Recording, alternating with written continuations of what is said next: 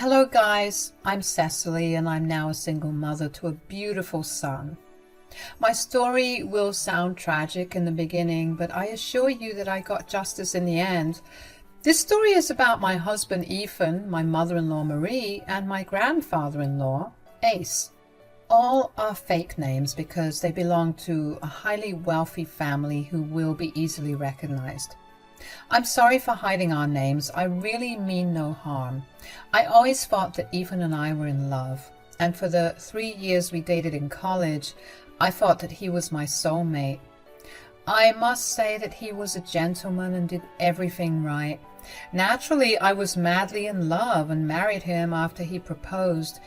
Everyone was happy except his mother, Marie, who simply couldn't stand me. Even before we got married, she made comments like, "You will never be good enough for my son.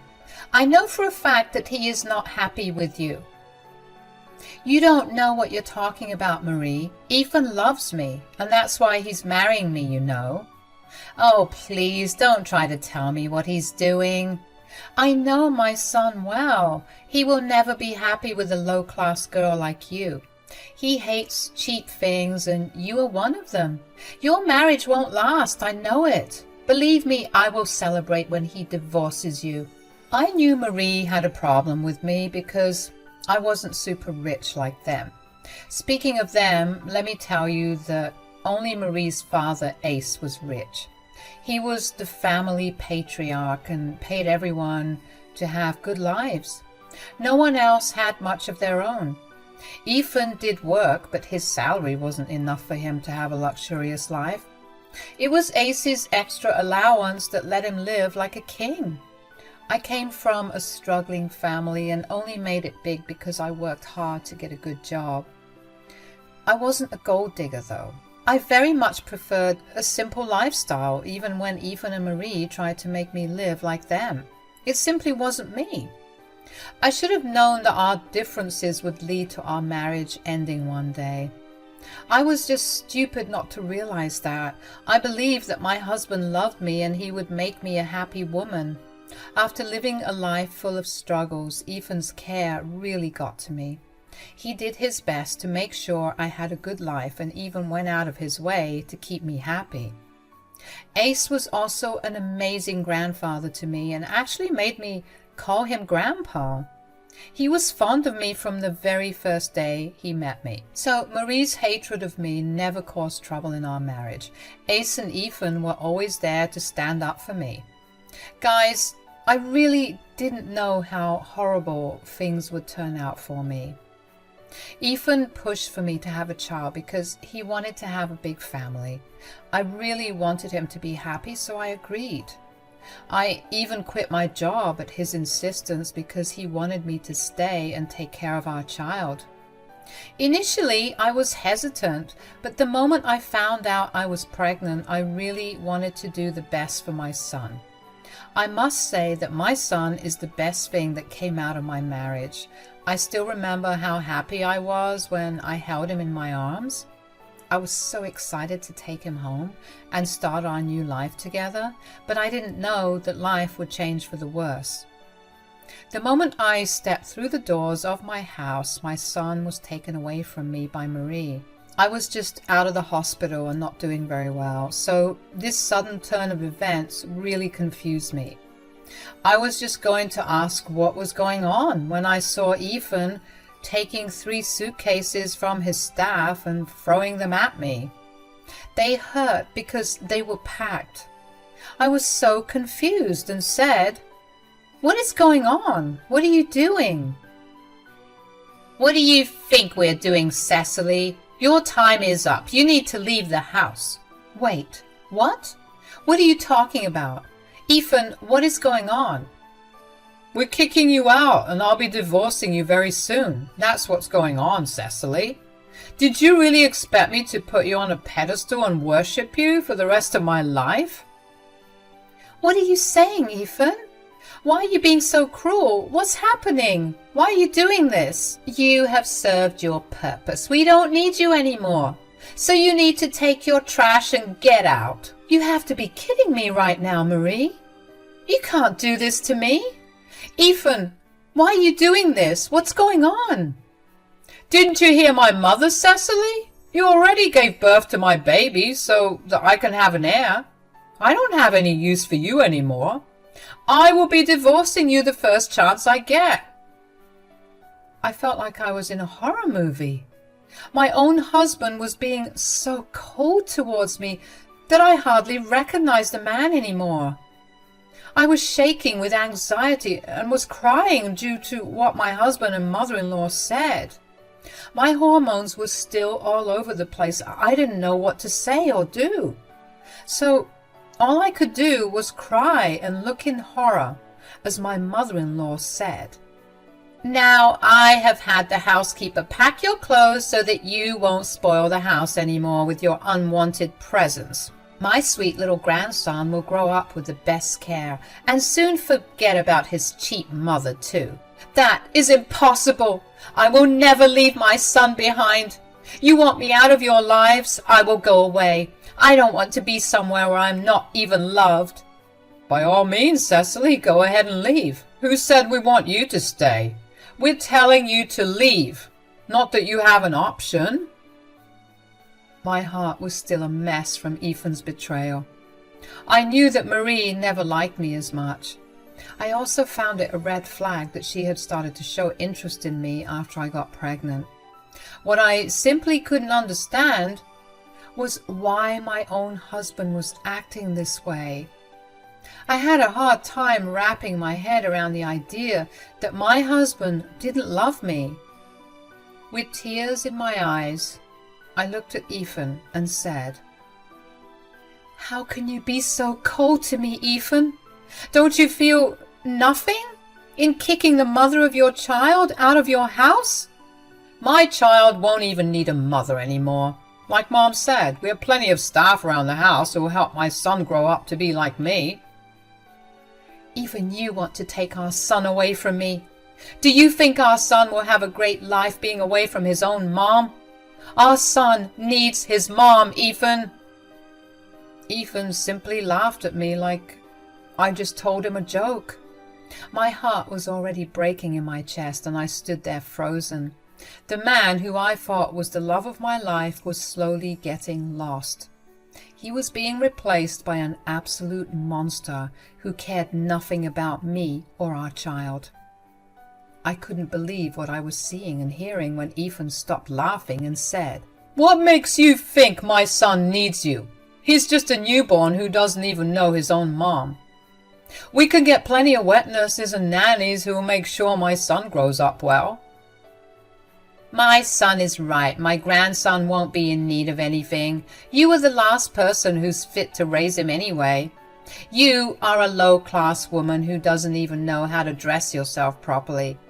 If I leave my grandson in your care, he will turn out to be a loser." "Oh God, yes, I almost forgot what an embarrassment you were to me all these years. I would rather die than have my son go through those humiliating experiences like me."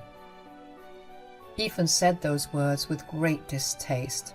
It was like my husband was regretting all the years he spent married to me. His words conveyed that annoyance as well. I was so shaken that I didn't know what to say anymore. But I knew that I had to hear those words and finally see Ethan for who he was. And I needed to know just how much of a horrible person he is. I said through tears, "What? Did I humiliate and embarrass you? But how?" "How? Do you want to know how you embarrassed and humiliated me? Just look at you, Cecily. You belong to a low-class family and used to work a 9-to-5 job like some broke woman. You are not suited for an upper-class family like ours. Mom tried so hard to teach you our ways, but you didn't even want to learn anything." "Wait, so you wanted me to become a rich snob? If I was such an embarrassment to you, why did you even fall in love with me?" "Who said I fell in love with you, Cecily? You were a beautiful lady, so I thought maybe I could groom you into a nice trophy wife. But I didn't realize that your cheap habits will never go away." "In that case, why didn't you just leave, Ethan?"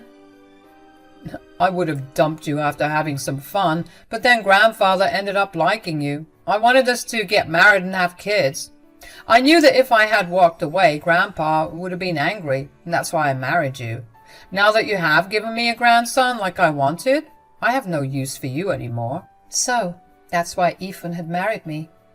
He married me because his grandfather wanted me as his granddaughter-in-law. Ethan was scared that Ace would pull his allowance and inheritance if he dumped me for no reason. So, to get into Ace's good graces, he married me. Now I knew why Ethan was pushing me to have a child. All he wanted out of me was an heir, so that Ace would leave him his fortune. I stupidly gave in, and now I am suffering the consequences. This was all a part of Ethan and Marie's twisted plans. Ethan never loved me and had only wanted to use me for fun. The man I married was not my soulmate, he was a predator. I felt disgusted just looking at him. I said, "So, that's what this was all about? You just wanted your grandfather's fortune and did all this for that. You destroyed my life just to get on Ace's good side." "Who cares about your life, Cecily? As far as we're concerned, you have no relationship with us anymore." "I'm still the mother of your grandson and am married to your son, Marie. You can't end relationships in one day." "We're already working on that, Cecily. You don't have to worry about it. Our best lawyers are working on your divorce and the termination of your rights to my grandson." "I will never let that happen, Marie. I don't care if Ethan divorces me, because all my love for him is already gone. I won't be with someone who doesn't love me. But if you think I will give up my child, you two are dead wrong." "What can you do, Cecily? We'll get the best lawyers and trap you very nicely. Don't worry. I'll even offer you some good money to get lost. We will compensate you with what we think is reasonable. I suggest you just cooperate and do what we say. Otherwise, we will make your life a living disaster." Ethan and Cecily were actually threatening me now. My emotions were now shifting from heartbreak and hurt to just raging anger. I looked at both of them, who were looking back at me with smug expressions. Marie still had my newborn son in her arms, and I knew she wouldn't just give him back to me if I asked. I didn't want to fight her because I was weak, and she had more people on her side who would just drag me away before I could get my son. I didn't want to hurt my newborn in any way, so I refrained from trying to snatch him back. Instead, I calmly looked at them and said, "You two want me out of the house, right? Fine. I will leave. I will leave right now, but know this.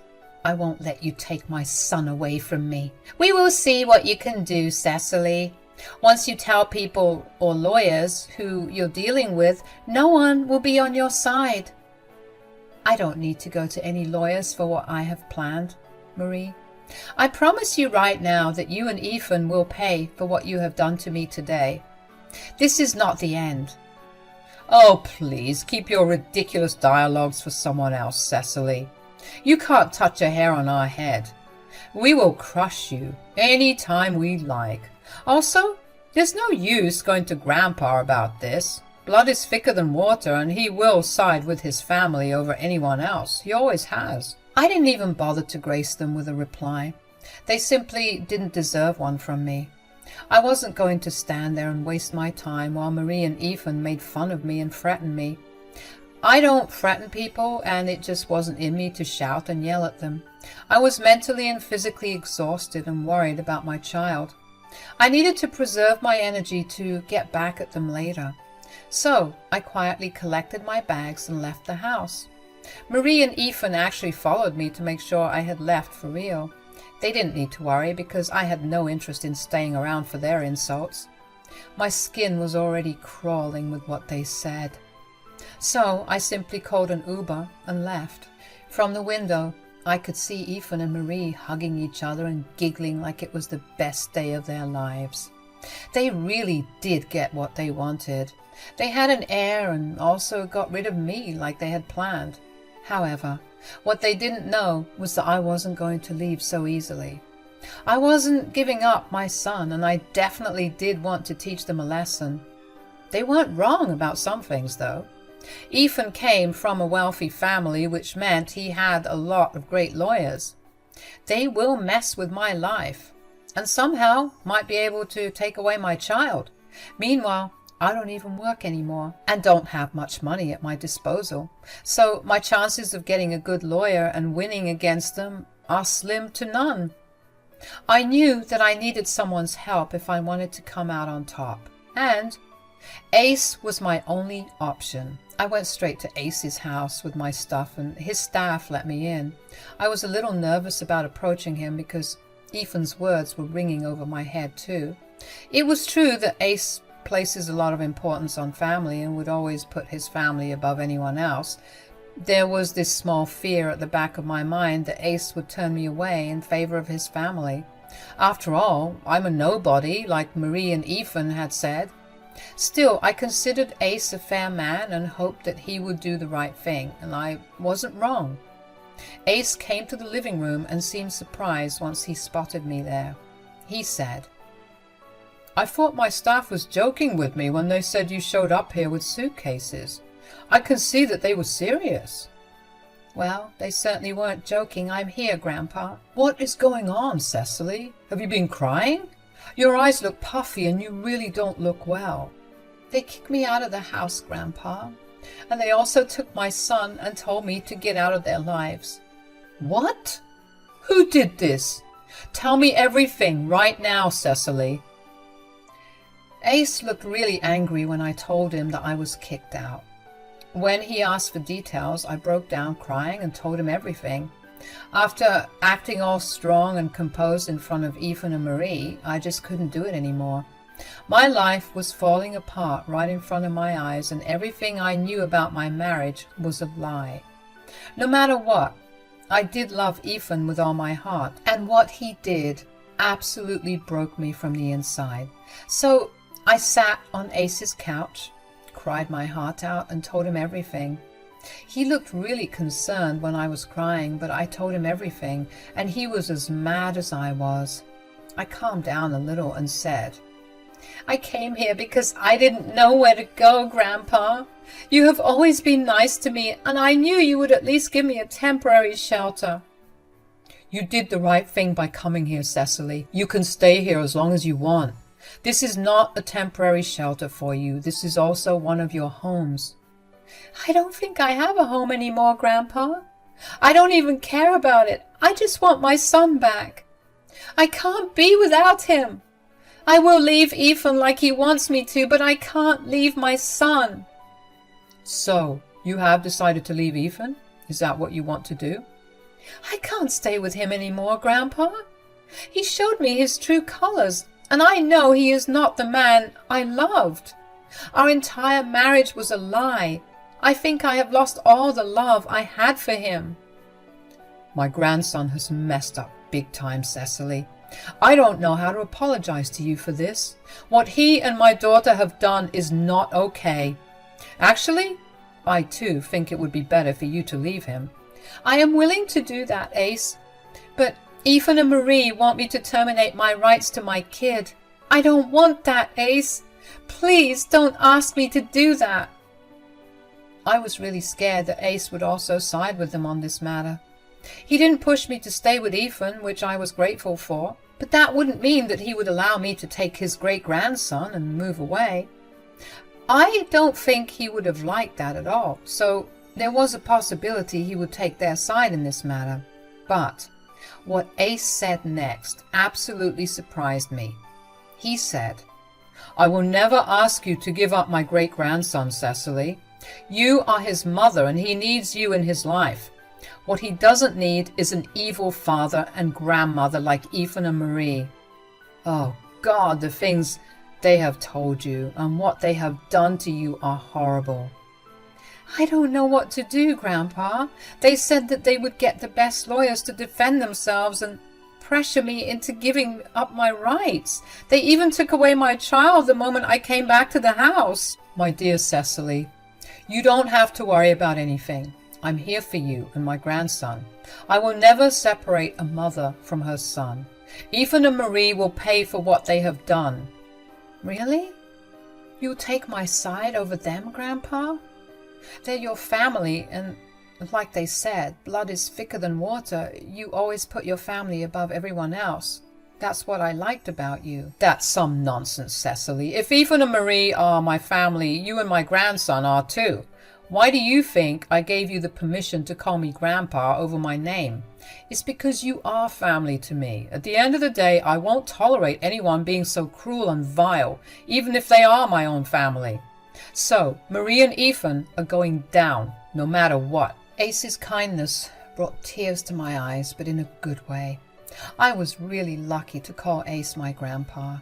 He filled that little hole in my chest that was there because I never met my own grandparents. I will always be grateful to Ace for what he did for me. He was super mad and told me that he would make sure I got justice. He quickly called his staff and made a few phone calls here and there. All this while, his housekeeper was with me, giving me food and making sure I'm all right. Even an unknown woman was showing me more compassion than my own husband and mother-in-law. I hated myself for falling in love with a man like that. After a while, Ace came back to the living room and told me to come with him. When I got into the car, he told me what he had planned for Ethan and Marie. His plan was glorious, and I actually felt a little bad for what was about to come for them. Ethan and Marie's lives were about to blow up for the worst. They are really going to pay. Ace and I were going over to the house to do just that. I walked up to the house and the staff let me in because Ace was with me. Ethan and Marie came stomping down the stairs to see why I was there. However, they started to shake when they saw that I had walked in with Ace. It was probably due to the fact that Ace was sporting a very angry face that was enough to scare the life out of someone. Ethan and Marie nervously came down the stairs, but now with a fake pleasant expression on their face. It was a total failure because their nervousness was shining through anyway. They said, "Hi, Dad. What are you doing here? You should have called. We would have prepared lunch for you." "Do I look like I'm here for lunch, Marie? Why on earth did you kick out your daughter-in-law? And what am I hearing about taking away my great-grandson from her? There was also something mentioned about a divorce. Care to explain that, Ethan?" "I don't know what you're talking about, Grandpa. Cecily left out of her own accord. She said that she doesn't want to be a mom or wife anymore. We didn't do anything." "That's right, Dad. Cecily walked away on her own, and now she's spreading lies about us. I always knew she wasn't a good fit for the family, and now you know what kind of a horrible woman she is." So that's how they had planned to twist the narrative to make me the villain. I was so shocked that they came up with such a horrible plan. For a minute again, I thought that Ace would believe them. I think even Ethan and Marie thought that Ace would believe them. But they were left flabbergasted by what happened next. "Do you think I don't know what goes on in this house? Do you think you can manipulate me with lies?" "Dad, we're not lying to you." "Shut up right now. I don't want any filthy lies coming out of your mouth. Have you forgotten the fact that this house is in my name? The staff here are on my salary, so they tell me everything that happens around here." You know everything?" "Yes, I know everything that you two had tried to do.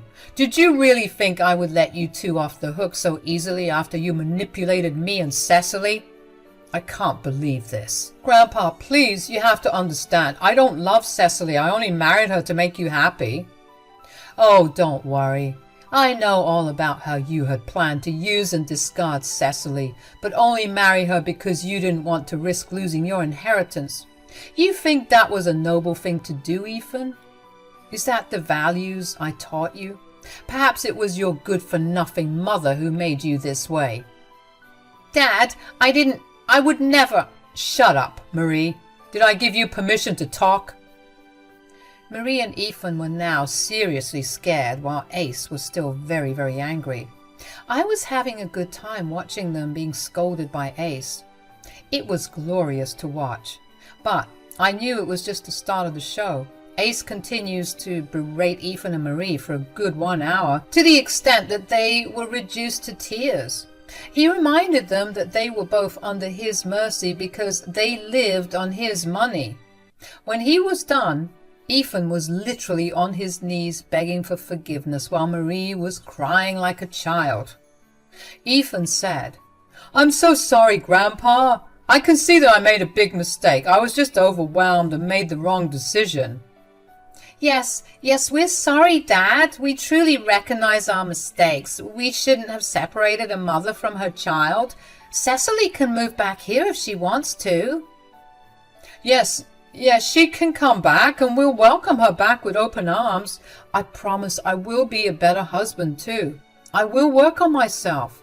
Things will go back to being perfect again. I don't think any of this is your decision to make. You two are no one to allow her back into the house because this house is mine. Plus, it's up to Cecily to decide if she wants to stay married to an imbecile like you, Ethan. What do you say, Cecily? Do you forgive them? Ace was looking at me like he wanted me to make a decision for him. I knew well enough that if I said no, there would be some dire consequences for my husband and mother-in-law. But I didn't want to say yes because I didn't want those two evil people in my life anymore. I knew that their remorse was only on the surface level, and God knows what they would do if I gave in again. So I calmly looked at Ace and said, "No, I don't think I can forgive them, Grandpa. Plus, they haven't even asked for my forgiveness." "I'm asking you for forgiveness right now, Cecily. Please forgive me." "Yeah, we made a huge mistake, dear. We are family, so let's just look past this one time. I'm sure we will have a stronger bond after this." Don't even bother with lies anymore, guys. You know what you two are. Even if you turn a new leaf and become nice to me, deep down, you two are awful people. And I don't associate myself with people like you. Good decision, Cecily. I applaud you for that. So, you heard her, Ethan, Marie. Looks like you two are in deep trouble now. You two need to vacate this house right now so that Cecily and my great-grandson can stay here. What? You're kicking us out? You can't do that to us, Dad. My staff has already started to pack your bags on my order. I will have you two thrown out just like you tried to throw out Cecily. Oh, one other thing. You can kiss your allowances goodbye. I won't be wasting any more money on imbeciles. Ethan and Marie absolutely cracked up when Ace made his decision. They begged and pleaded with him for mercy and even begged me for forgiveness. They knew then that only I had the power to sway Grandpa Ace from his decision. Ace was in a horrible mood and kept berating them no matter how much they begged for forgiveness. Ultimately, the house staff came down with their staff, which Ace threw at them, and told them to get out. Seeing Ace so angry, they quickly left before he could publicly make a scene by having his staff escort them out. I don't know where Ethan and Marie went after this. What I do know is that they kept blowing up my phone with apologies and sometimes nasty messages.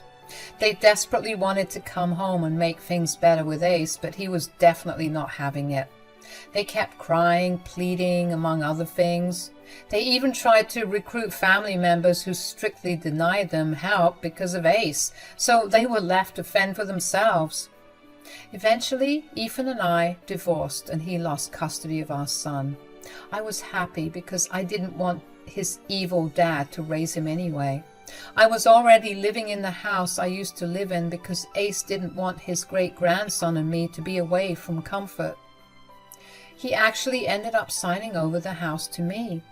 He's leaving most of his assets to my son in a trust so that he can access that when he's older. As for me, Ethan is stuck paying child support and alimony since he has a job. It's not much for me because Ace also gives me an allowance, but it is a lot for Ethan, who now has to support his mother and live on a small income.